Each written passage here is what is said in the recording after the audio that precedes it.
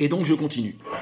La même disposition mentale que tout le monde dans cette équipe va se dire on va éviter les rucks parce que les rucks c'est une issue qui montre qu'on n'a pas pu faire autrement et qu'on a été mis à l'échec par l'adversaire. Parce que l'adversaire, à partir du moment où il arrête le porteur de balle et que le ballon est posé au sol, il a déjà gagné quelque chose. Il n'a pas récupéré le ballon, mais il a bloqué notre avancée, il a tué le mouvement. Ça c'est fort. C'est un des ingrédients de la défense.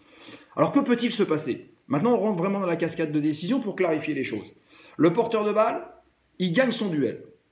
Il franchit. Il est passé dans le dos de la défense, le soutien intérieur, le soutien extérieur, le -1, le +1 convergent, vont dans son dos. Ça, c'est pas ce qui nous intéresse le plus. Bon, là, normalement, on devrait pouvoir gagner, même si le jeu dans la défense, il faudra en parler. Il y a quand même des choses à apprendre, il y a des choses à transmettre, il y a des choses à apprendre pour être efficace et pour les transformer en coups gagnants, ce qui n'est pas toujours le cas. Alors, ce porteur de balle, il est accroché. Ok, il est accroché. Qu'est-ce qu'il va nous faire? On veut éviter le ruck, donc déjà, on ne passe pas par le sol. On évite encore ce stéréotype. On évite déjà ce stéréotype.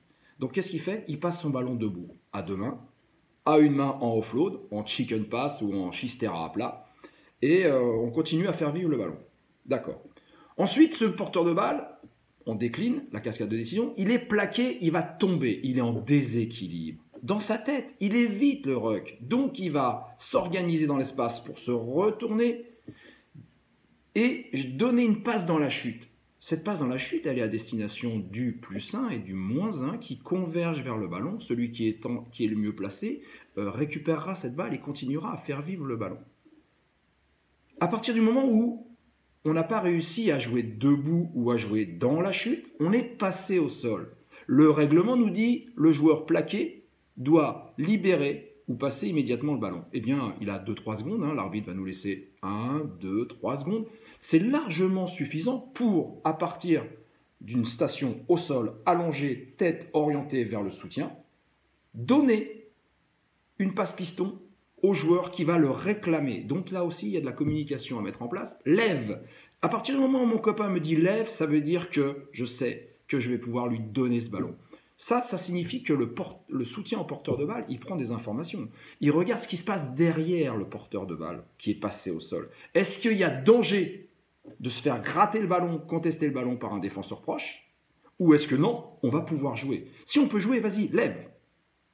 Le temps passe, puisqu'à partir d'un certain moment, le joueur doit poser le ballon, hein, puisque s'il n'a pas eu de solution avant, le règlement va le sanctionner parce qu'il aura tenu le ballon au sol, il n'aura pas release, comme disent les roast-beef, il n'aura pas lâché ce ballon.